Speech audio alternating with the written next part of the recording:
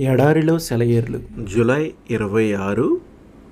మనము విశ్వాసము గలవారమై నీతి కలుగునను నిరీక్షణ సఫలమగునని ఆత్మ ద్వారా ఎదురుచూచుచున్నాము.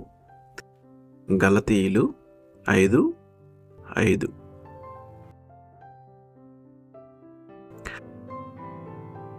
కొన్నిసార్లు గాఢాంధకారం అలముకుంటూ ఉంటుంది.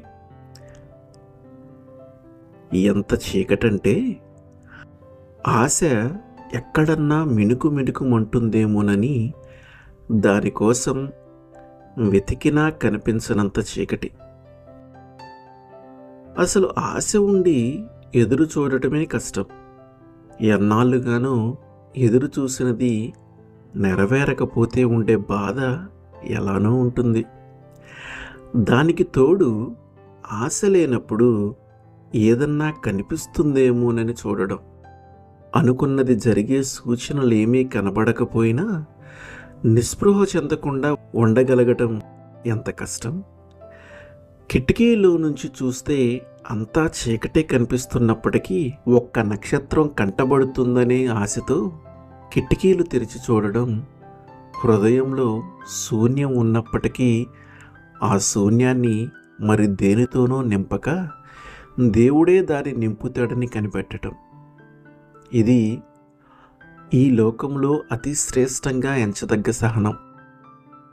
సర్వం నాశనమవుతున్న రోజుల్లో యోబు మనస్తత్వం ఇదే. మోరియా దారిలో అబ్రహాము హృదయం ఇది. మిద్యాను అరణ్యంలో మోషే నిరీక్షణ ఇది. అన్నిటికీ పైగా గెస్సెమనే తోటలో మనుష్య కుమారుని ప్రార్థన ఇది. అదృశ్యమైన వాటిని చూస్తూ సమస్తాన్ని భరించే సహనం కంటే బలమైనది మరొకటి లేదు. అది ఆశ కోసం ఎదురు చూడటం లాంటిది. ఎదురు చూడడాన్ని ఆనందంగా చేశావు నువ్వు.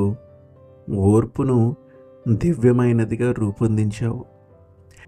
తండ్రి చిత్తాన్ని ఆమోదించటం నేర్పించావు.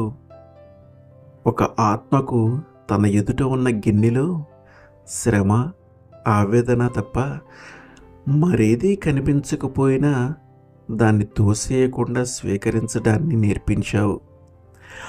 తాను చూడగలిగిన దానిని మించిన ముందు చూపు తండ్రికి ఉన్నదన్న నిశ్చయాన్ని నూరిపోసావు. నీ గెత్సెమనే దివ్యశక్తిని నాకు ఇయ్యి. ఆశ కోసం ఎదురు చూసే ఓపికను ఇయ్యి. నక్షత్రాలు కనిపించని రాత్రిలో కూడా వాటి కోసం బయటికి చూసే ఓర్పును అనుగ్రహించు. నాకున్న సంతోషమంతా హరించుకుపోయినా గాఢాంధకారంలో చెలించకుండా నిలబడి నా తండ్రి కంటికి ఇంకా వెలుగు కనిపిస్తూనే ఉంది, నా కన్ను చీకటైనా పర్వాలేదు అనగలిగే శక్తిని. ఆశ కోసం ఎదురు చూడగలిగే ఓర్పు నాలో ఉన్నప్పుడు నా శక్తికి ఇక తిరుగులేదు. ఉదయాలు, మధ్యాహ్నాలు, రాత్రులు మన కంటికి కనిపించని పరలోకం. కంటికి కనిపిస్తున్న వాటికి అతి చేరువలో ఉందనే నిశ్చయతతో ఉండే కొద్దిమంది మనుషుల్లో ఒకడిగా ఉండటానికి ప్రయత్నించు.